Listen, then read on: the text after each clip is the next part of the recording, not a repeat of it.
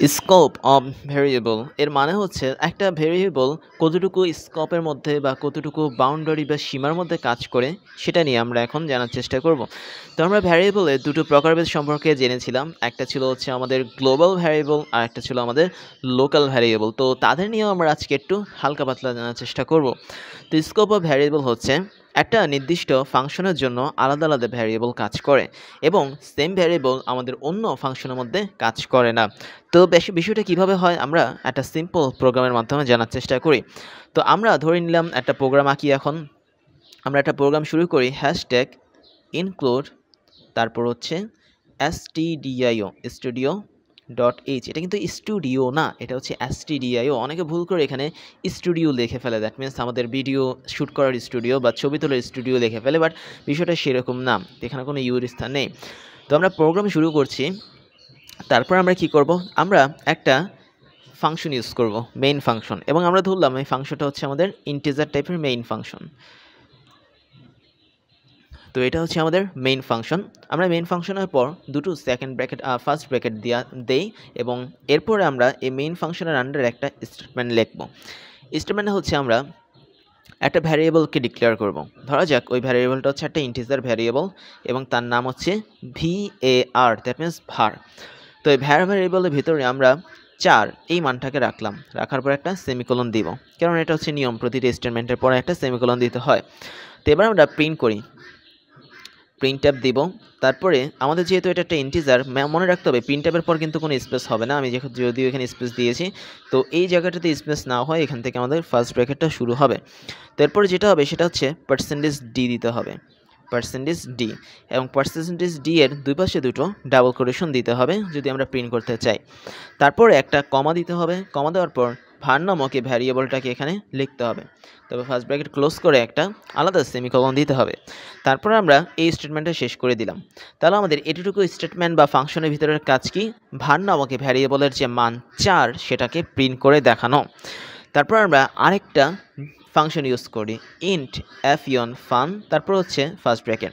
তো এই ফাংশনের ভেতরে আমরা যদি সেম টাইপের একটা স্টেটমেন্ট দিই, সেকেন্ড ব্র্যাকেট দিই, এবং এর ভিতরে যদি আমি প্রিন্ট ট্যাব দিয়ে %d দিয়ে যদি var লিখি, তার মানে আমরা var নামক এই ভ্যারিয়েবলটাকে দুই জায়গায় ইউজ করতে যাচ্ছি।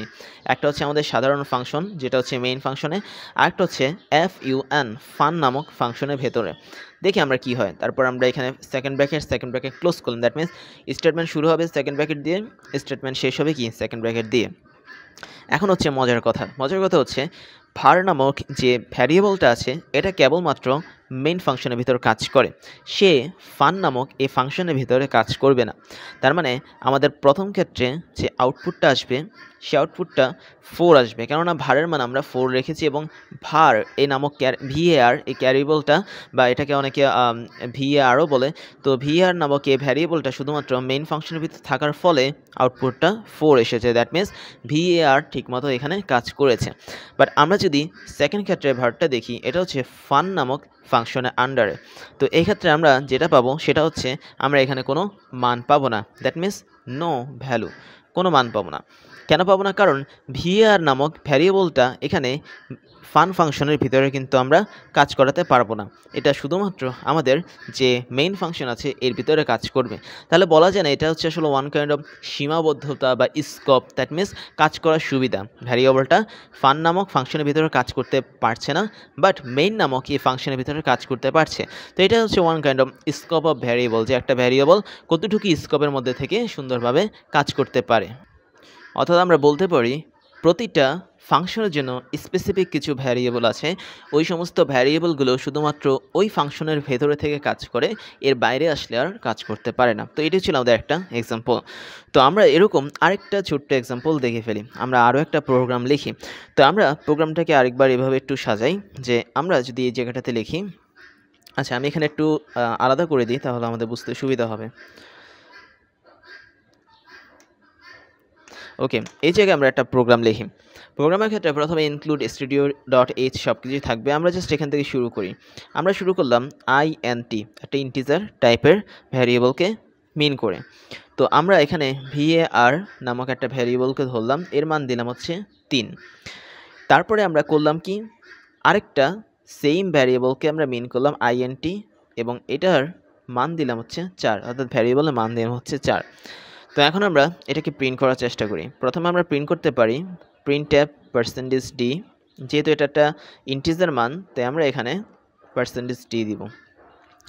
আমরা চাচ্ছি যে প্রথমে এই উপরের ভার ভ্যারিয়েবলটা প্রিন্ট হোক এবং পরবর্তীতে নিচের এই ভার ভ্যারিয়েবলটা যাতে প্রিন্ট হোক, এবং এদের ভ্যালুটা পরের লাইনে যদি দেখাতে চাই তাহলে প্রথমবার যে ফরম্যাট স্পেসিফায়ার %d দিয়েছি তারপরে একটা \n দিয়ে দিব। তাহলে আমরা পরের লাইনে আবার লিখি printf তারপরে %d, এখানে আর কোনো নেক্সট লাইন দিব না। আমরা যে পরের লাইনে এই var ভ্যারিয়েবলটা প্রিন্ট হোক। তাহলে এটার আউটপুট কী হবে, আমরা এখানে সেকেন্ড ব্র্যাকেট দিয়ে শেষ করে দিচ্ছি। তো আমরা একটু খেয়াল করি, প্রথমে আমরা var এই নামক একটা ভ্যারিয়েবলকে ইন্টিজার হিসেবে ধরেছি, তার ভিতরে 3 নামক এই ইনপুটটাকে বসিয়েছি। পরবর্তীতে সেম ভ্যারিয়েবলের ভিতরে আমরা কি করেছি যে এটাকে আবার ইন্টিজার হিসেবে ডিক্লেয়ার করেছি যে এই ভ্যারিয়েবলটা একটা ইন্টিজার, তারপরে তার ভিতরে আমরা 4 এই সংখ্যাটাকে বসিয়েছি। আমরা চেয়েছিলাম প্রথমবার প্রিন্টএফের ফলে 3 প্রিন্ট হোক, পরের বার প্রিন্টএফের ফলে 4 এটা প্রিন্ট হোক। দ্যাট মিন্স আমাদের প্রথম var প্রথম প্রিন্টএফকে নির্দেশ করত এবং দ্বিতীয় var পরের প্রিন্টএফকে নির্দেশ করত। তো এই ক্ষেত্রে আমাদের আউটপুটটা কি আসবে, এক্ষেত্রে আমাদের কিন্তু আউটপুট আসবে না। দ্যাট মিন্স এখানে আমাদের আসবে নো আউটপুট, অথবা দেখা যাবে হচ্ছে এরর। তো এরর হওয়ার সিস্টেমটা কেন, এখানে এরর হওয়ার মেন সিস্টেম হচ্ছে একই ফাংশনের অধীনে সেম দুইটা ভ্যারিয়েবল থাকতে পারে না। তো যেহেতু এখানে আমাদের সেকেন্ড ব্র্যাকেট ছিল, সেকেন্ড ব্র্যাকেটের আগে কিন্তু মেইন ফাংশন থাকে। তো এই মেইন ফাংশনের আন্ডারে আমি একই নামের দুইটা ভ্যারিয়েবল ইউজ করেছি, দুইটার নামই হচ্ছে var, এবং একই ফাংশনের ভেতরে দুইটা সেম ভ্যারিয়েবলের মান আমি ভিন্ন দিয়েছি। এখন দুইটা সেম ভ্যারিয়েবলের ভিতরে বা সেম মেমোরির ভিতরে দুইটা ভিন্ন মান কিন্তু থাকতে পারে না, কেননা আমরা জানি মেমোরি এর নাম মানে হচ্ছে কম্পিউটারের ভিতরে তাদের থাকে বিভিন্ন স্পেস বা তাদের থাকা বিভিন্ন জায়গা। তো যখন আমরা কোনো একটা ভ্যারিয়েবলের নাম দিব তার মানে কম্পিউটারের ভিতরে তাদের থাকার জন্য জায়গার একটা নাম দিয়েছি। তো একই জায়গায় 3ও থাকছে আবার একই জায়গায় 4ও থাকছে, এটা কিন্তু সম্ভব না। তাহলে আমাদের মনে রাখতে হবে একটা নির্দিষ্ট মেইন ফাংশন বা একটা নির্দিষ্ট যে কোনো ফাংশন, ওর ভিতরে কখনোই একই নামের দুইটা ভ্যারিয়েবল থাকতে পারবে না। তো এটা হচ্ছে আমাদের আরেকটা রুলস। তাহলে আমরা ফার্স্টে যেটা শিখলাম সেটা হচ্ছে একটা স্পেসিফিক ভ্যারিয়েবলের নাম এক ফাংশনে কাজ করলেও আরেক ফাংশনে কাজ করে না, এবং একই ভ্যারিয়েবল একটা নির্দিষ্ট ফাংশনের ভেতরে দুইবার ইউজ করতে পারবো না। তো এটা ছিল আমাদের আরও একটা scope of variable. That means variable যে ইউজ করবো সেই ইউজ করার স্কোপ বা জায়গা বা সুবিধা। এবার আমরা আরেকটা মজার প্রোগ্রাম দেখি, সেটা হচ্ছে ধরলাম int তারপর হচ্ছে মেইন, দ্যাট মিনস মেইন ফাংশনের ভিতরে সব কাজ। অর্থাৎ আমরা প্রথমে include studio.h তারপর int মেইন দিলাম, তারপর আমি সেকেন্ড ব্র্যাকেট দিলাম, দেওয়ার পর আমি সেমভাবে একটা ইন্টিজার ভ্যারিয়েবলকে নির্দেশ করলাম, ওর মান দিলাম হচ্ছে আমি 3। এখন আমি করলাম কি, ওর ভিতরে আমি আরেকটা স্টেটমেন্ট তৈরি করলাম। তো স্টেটমেন্টটা কীরকম, এটাকে কিন্তু ব্লক বলা হয়, দ্যাট মিনস একটার ভিতরে আরেকটার কাজ। তো ওর ভিতরে আমি করলাম কি, নতুন একটা ইন্টিজার দিলাম, ধরলাম তার নাম ধরলাম হচ্ছে ভ্যারিয়েবল এবং তার মান আমি ধরলাম হচ্ছে 4। এরপর আমি চাচ্ছি কি এই 4টাকে প্রিন্ট করতে, দ্যাট মিনস printf তারপর %d, তারপর এখানে কি করতে হবে, আমাদের যেহেতু ভ্যারিয়েবলটাকে প্রিন্ট করব তাই var এর নাম এখানে দিয়ে second bracket first bracket close করে দিব। তারপর এটা যেহেতু আমি শুরু করছি স্টেটমেন্ট বা ব্লকটাকে এখানে আমি শেষ করে দিব। এরপরে আমরা করব কি, আমরা চাচ্ছি যে এই ভ্যারিয়েবলটাকে প্রিন্ট করতে, তো তার মানটা হচ্ছে এখানে প্রিন্ট করব printf তারপরে %d কমা আমি এখানে লিখতে পারি হচ্ছে ভ্যারিয়েবল, অর্থাৎ এই ভ্যারিয়েবলটা var, তারপর আমি ফার্স্ট ব্র্যাকেট দিয়ে সব কিছু ক্লোজ করে দিব। এখন আমরা এখান থেকে শুরু করেছি যাত্রা, তো আমাদের ঠিক এই লাইন বরাবর এখানে শেষ করতে হবে যাত্রা। তো এখন এর মানে কি, আচ্ছা এখানে আরেকটা কাজ আছে, যেহেতু আমরা দুইটা ভ্যারিয়েবলকে প্রিন্ট করতে যাচ্ছি, পরপর লাইনে যদি প্রিন্ট করতে চাই তো আমরা সিম্পলি এই জায়গাটাতে একটা \n দিয়ে তারপর আগের মতো ডাবল কোটেশন দিয়ে দিব। ওকে, তো এখন এটার কাজ কি, এটার কাজ হচ্ছে প্রথমে প্রোগ্রাম দেখবে যে আমরা কম্পিউটারে একটা ভ্যারিয়েবলকে নির্দেশ করেছি নাম, ওই ভ্যারিয়েবলের নাম var, ওর ভিতরে 3 নামক এই ভ্যালুটা আছে। পরবর্তীতে কম্পিউটারের সেকেন্ড ব্র্যাকেটে যখন যাবে সে দেখবে এই যে স্পেসিফিক একটা ব্লক, এই স্পেসিফিক ব্লকের ভিতরে আরেকটা ভ্যারিয়েবল আছে এবং প্রতিটা ব্লক আসলে এক একটা ফাংশনের আন্ডারে থাকা কাজ হিসেবে নির্দেশ করে। দ্যাট মিন্স আমাদের এই ভ্যারিয়েবল এটা আসলে মেইন নামক ফাংশনের আন্ডারে কাজ করছে। আবার আমাদের এখানের এই ভ্যারিয়েবলটা int variable is equal to 3 এর আন্ডারে থেকে কাজ করছে। তার মানে এখানে প্রোগ্রাম আসলে দুইটা ভাগে বিভক্ত, একটার ভিতর আর একটা। তাহলে যখন কম্পিউটার var3 দেখবে সে তাকে প্রিন্ট করবে এই প্রিন্ট অ্যাপের মাধ্যমে। দ্যাট মিন্স আমাদের যদি আমি একটু তীর দিই, এইটার সাথে এটার একটা সম্পর্ক, তাহলে আমাদের মাঝখানে যে অংশটুকু, এই অংশটুকুকে প্রোগ্রাম আলাদাভাবে দেখবে। মাঝখানের অংশটুকুতে যখন যাবে তখন দেখবে ভ্যারিয়েবল 4 মান এবং তার মান এখানে সে প্রিন্ট করে দেখাবে। দ্যাট মিন্স আমাদের এই যে দুইটা সেকেন্ড ব্র্যাকেট আছে, এই দুইটা সেকেন্ড ব্র্যাকেট বা স্টেটমেন্ট বা ব্লকের ভেতরে কম্পিউটার একটাভাবে কাজ করবে, আবার এই দুইটা ব্লকের ভেতরে যারা আছে তাদেরকে আবার আলাদাভাবে কাজ করবে। অর্থাৎ এখানে কম্পিউটার এই ভ্যারিয়েবল 3 এর জন্য এটাকেও প্রিন্ট করে দেখাবে, ভ্যারিয়েবল 4 এর জন্য এটাকেও সে প্রিন্ট করে দেখাবে। তো প্রথমে কি প্রিন্ট হবে? আমরা দেখতে পাচ্ছি কম্পিউটারের প্রোগ্রাম লাইন বাই লাইন আগায়, স্টেপ বাই স্টেপ আগায়। তো কম্পিউটার যখন ভ্যারিয়েবল 3 পাবে তখন সে এই 3কে তার ভেতরে স্টোর করে রাখবে। যখনই সে ভিতরে স্টোর করে রাখবে এটার আর কোনো কাজ নেই, এখনও সে প্রিন্টে আসছে না। পরবর্তী লাইনে যখন যাবে কম্পিউটার তখন 4কে অন্য একটা var এর মধ্যে ফিক্সড করে রাখবে বা স্টোর করে রাখবে। কেন একটা অন্য var এর মধ্যে রাখবে? কারণ এখানে একটা সেকেন্ড ব্র্যাকেট আছে।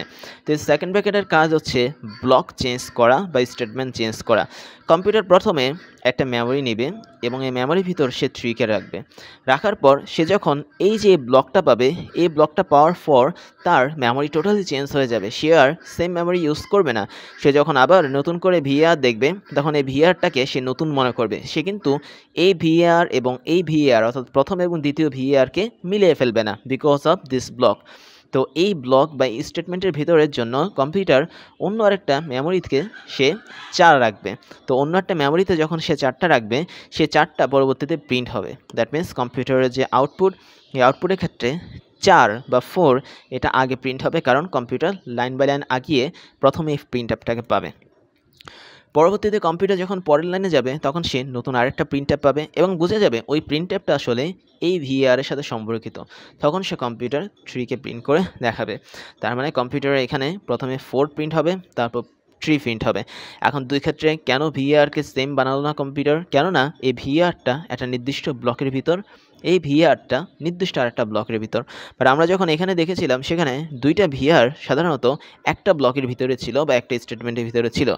তাই একটা মেইন ফাংশন বা নর্মাল ফাংশনের আন্ডারে সেম নামক দুটো ভ্যারিয়েবলকে ইউজ করা যায় না। বাট দুইটা ভিন্ন স্টেটমেন্ট বা ভিন্ন ফাংশনের ভিতরে সেম নামক যে ভ্যারিয়েবল তাকে কিন্তু খুব সহজ ইউজ করা যায়। কাজেই এই দুইটা যে স্টেটমেন্ট বললাম বা দুইটা যে থিওরি বললাম এটা অনেক বেশি ইম্পর্ট্যান্ট। তো জিনিসটা আমি আবারও বলি, একটা নির্দিষ্ট ফাংশনের ভিতরে দুইটা সেম নামক ভ্যারিয়েবলকে কখনোই আমরা ইউজ করতে পারবো না, এরর আসবে। আর যদি আমাদের সেম নামক ভ্যারিয়েবল দুইটা ভিন্ন ফাংশনে ইউজ করা যায়, অর্থাৎ দুইটা ভিন্ন ব্লক বা স্টেটমেন্টে যদি ইউজ করা যায় তাহলে সমস্যা নেই। এবং মজার কথা হচ্ছে এখানে আমাদের এই ক্ষেত্রে আমরা দেখেছিলাম var নামক ভ্যারিয়েবলটা শুধুমাত্র ইন্ট মেইন এই মেইন ফাংশনের ভিতরে কাজ করলো, ফান নামক এই ফাংশনের ভিতরে কিন্তু কাজ করেনি।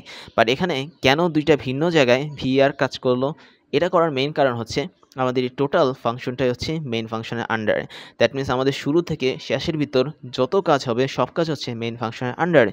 এবং মেইন ফাংশনের আন্ডারে আমি যদি ছোটো ছোটো এরকম ব্লক তৈরি করে থাকি, প্রতিটা ব্লকের মধ্যে আমি ইচ্ছা করলেই var এটাকে ইউজ করতে পারবো এবং প্রতি ক্ষেত্রে এটা ভিন্ন ভিন্ন মেমোরি স্টোর করার জন্য কম্পিউটারকে বলবে।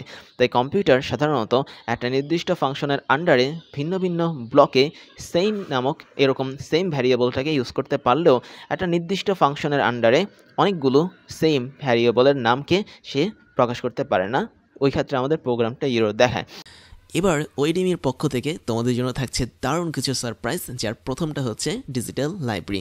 আমাদের এই লাইব্রেরির লিঙ্ক তুমি পেয়ে যাবে এই ক্লাসের ডিসক্রিপশন বক্সে, যেখানে আমাদের প্রত্যেকটা ক্লাসের লিঙ্ক এবং নোটগুলো পেয়ে যাচ্ছ কেবলমাত্র এক ক্লিকে। তুমি তোমার পছন্দের মতো যে কোনো সাবজেক্টের ক্লাস করতে পারবে এই লাইব্রেরি থেকে, যে কোনো ক্লাসের নোট তুমি ডাউনলোড করতে পারবে দেশের অন্যতম এই বড় ডিজিটাল লাইব্রেরি থেকে। এরপর তোমাদের জন্য থাকছে আমাদের বেস্ট রিসোর্স থেকে তৈরি করা ক্লাসগুলো, যেখানে আমরা বিশ্বের টপ লেভেলের বইগুলো সেইগুলো ফলো করে তোমাদের জন্য ক্লাসগুলো বানিয়ে থাকি। সেই সাথে আমাদের অনেকগুলো অফিসিয়াল বই আছে, যার মধ্যে হাজারো প্রবলেমগুলো নিয়ে আমরা তোমাদের জন্য ক্রাশ চ্যালেঞ্জগুলো বানাই, যেগুলো আমরা ধরে ধরে তোমাদেরকে সলভ করাই।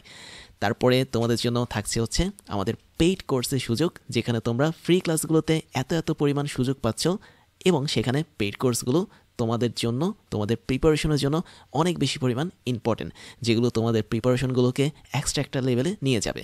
আমাদের পেইড কোর্সগুলো সম্পর্কে ডিটেলস জানার জন্য তোমরা আমাদের এই ক্লাসের ডিসক্রিপশন বক্সে যেতে পারো।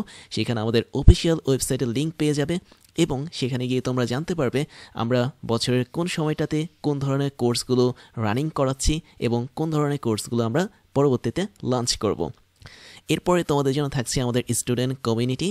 তোমরা সেখানে জয়েন করতে পারো। আমাদের অফিসিয়াল ফেসবুক পেজের লিঙ্ক হচ্ছে facebook.com/oedemy, এবং তোমরা চাইলে আমাদের ফেসবুক গ্রুপেও জয়েন করতে পারো। গ্রুপের লিঙ্ক হচ্ছে facebook.com/groups/oedemy।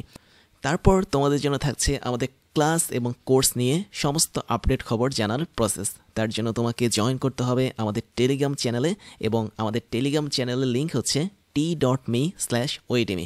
এখানে জয়েন করলে তোমরা আমাদের প্রতিদিনের ক্লাসের খবরগুলো পেয়ে যাবে। কোন দিন কোন কোর্সটা আমরা লঞ্চ করছি, কোন কোর্সটা বর্তমানে রানিং আছে, কোন কোর্সটাতে তুমি ভর্তি হতে পারবে, সমস্ত ধরনের খবর তোমরা জেনে যাবে আমাদের এই টেলিগ্রাম চ্যানেল থেকে। তাহলে এখনই জয়েন করে ফেলো t.me/oedemy এখানে গিয়ে।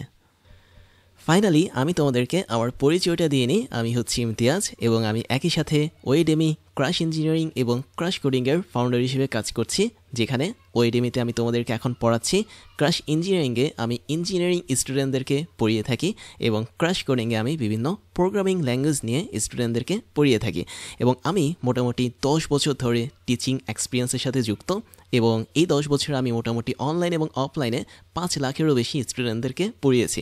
আর আমার এডুকেশনাল ব্যাকগ্রাউন্ড হচ্ছে বিএসসি কমপ্লিট করেছি ইলেকট্রিক্যাল অ্যান্ড ইলেকট্রনিক ইঞ্জিনিয়ারিং নিয়ে, এবং এমএসসি কমপ্লিট করেছি বায়োমেডিক্যাল ইঞ্জিনিয়ারিং নিয়ে।